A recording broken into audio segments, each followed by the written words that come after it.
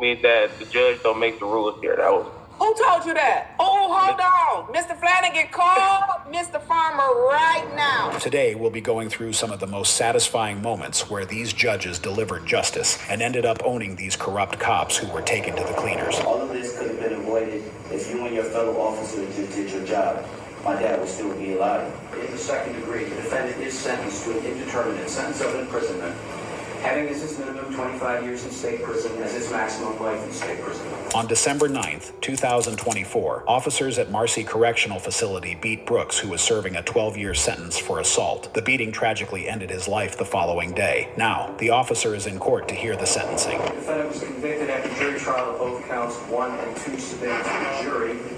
That is murder second degree as well as manslaughter first degree. We were adjourned to today's date for sentencing. The people move sentence. We so move, Your Honor. Would you like to be heard? Briefly, Your Honor, before I speak, there are two members of Mr. Brooks' family who have been given leave to make a victim impact statement. At this time, I would first welcome Robert Brooks Jr. to the podium to make his statement. Brooks' son, Robert Brooks Jr., gave a heart-wrenching victim impact statement. The very people sworn to protect ended up dehumanizing his father. In December, I watched you beat my father to death on camera. You showed my dad no mercy at all. You treated my dad like he was an object and not a human. Watching your actions on camera felt like I was stuck in a horror movie and you guys were the monsters. I felt broken and there was nothing I could do. I will never get my dad back, but I do pray that your loved ones never have to endure the kind of pain I experienced. All of this could have been avoided if you and your fellow officers just did your job. My dad would still be alive. So many people are living with pain and fear about what this case has exposed.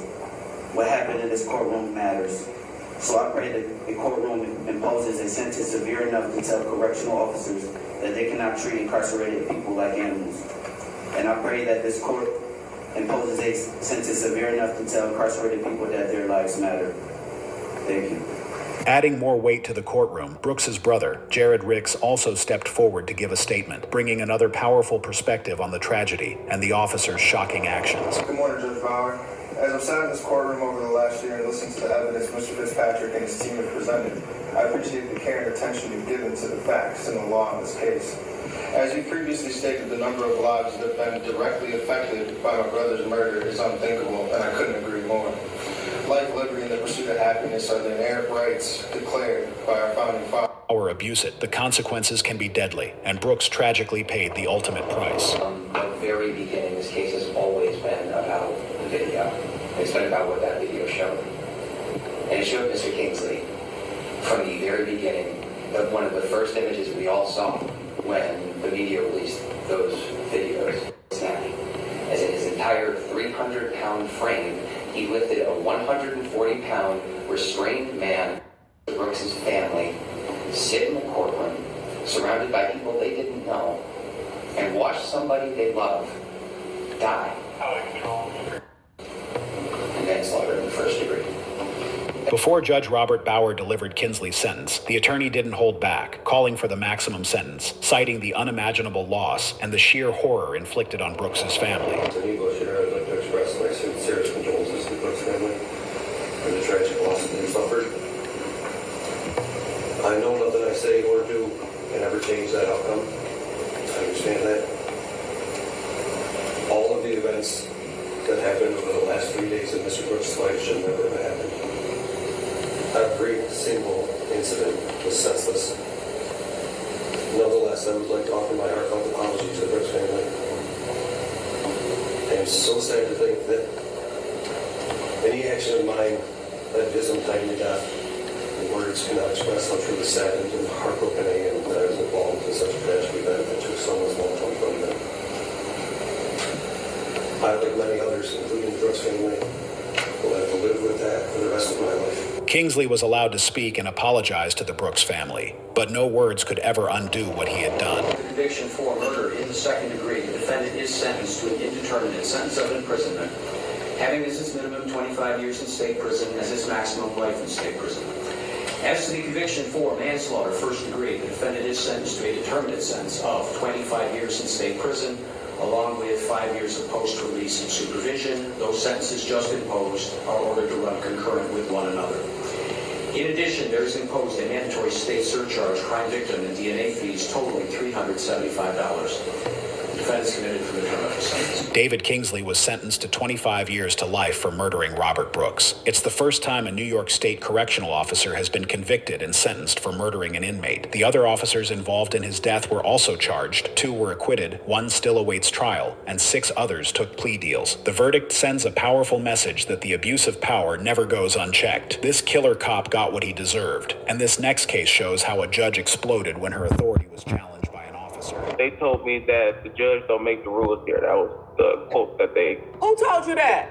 Oh, hold on. Mr. Flanagan, call Mr. Farmer right now. The case involves a probation officer who was constantly harassing an individual named Jaylene Lee, who had been trying his best to turn his life around. May the 2nd, you were placed on a 12-month probationary. You just sent me this. This would have been last week on, I believe Friday was the last day. I remember. Months. I mean, yeah, that would work better, absolutely. Whichever one worked. The probation officer had also been asking Jaylene to report regularly, even though he had a non-reporting probation, and this was soon about to become a real problem for him. The 12 months, you're not scheduled until May 2nd. I could give you a date in late January if that'll be better for you. Yes, ma'am. That worked. If he completes it and pays the money, you could send an email to Mr. Flanagan, and I can discharge him without your probation process. Well, because originally they were telling me that once I came into this review, I could have the potential to be discharged from the probation since I had did all the classes and everything like that. So here, right now, I'm gonna interrupt you, Mr. Lee. You're on a non-reporting probation anyway, so I like you, Mr. Lee. I like you. You didn't even mean to tell on them, but you did. Yeah, I didn't. It's Miss Bryson. She's no longer there anymore. That was the former probation officer that I had. Let me make sure they have a meeting with probation while you on here. Let's make sure they have a meeting with the probation, because if I ever hear somebody say that again, I'm gonna hold them in contempt. Yeah, but we gonna do this right now. Oh, I'm so excited. This turned out to be a great Tuesday. On the other hand, the individual Jaylene seemed keen to turn his life around for the good and had done most of the stuff he was required to do. Fortunately, the judge saw the efforts he was making. I'm supposed to be reporting on a monthly basis, and we getting ready to nip that in the bud right now. I'm so excited for my future and yours. I told them that, and then you should have just not shown up. Nothing would have happened to you. Nothing. I just was nervous. I didn't want to get violated. I was just trying to follow the rules. You said Mr. Farmer is logging in right now? Probation again. See, y'all don't work. Because I do make the rules, Mr. Lee. As if self-reporting, something he wasn't even required to do, wasn't enough. The probation officers went a step further and forced him to undergo a drug test as well. That test was neither required nor ever ordered by the judge. The other day, it's been monthly, and then I'll go do the drug screen as well. What drug screen? They've been having me do a drug screen. I was like, I don't even smoke, or my taste had nothing to do with anything, drug related, but I've been doing a drug screen every month. Mr. Lee, let me apologize on behalf of the court. I'm thankful that Miss Bryson no longer works here, because she might have got fired today.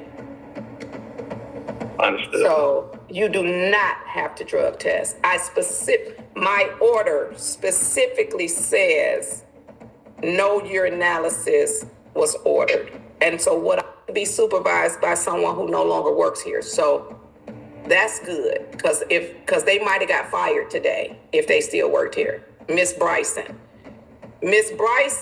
told Mr. Lee, who she made report to probation every month, that I don't make the rules. He told her, has had this man drug screening every month when my order specifically says no urinalysis ordered. What I called you on here for is because she no longer works here. In your next meeting, just make sure nobody. So we just need proof of the counseling. Okay. Mr. Farmer, you gonna take care of that for me? I've never had a probation officer say that before. Cross that bridge. Thank you, Mr. Farmer, and No for problem, coming ma'am. on. Thank you so much. Mr. Lee, thank you for sharing that information, and I, again, apologize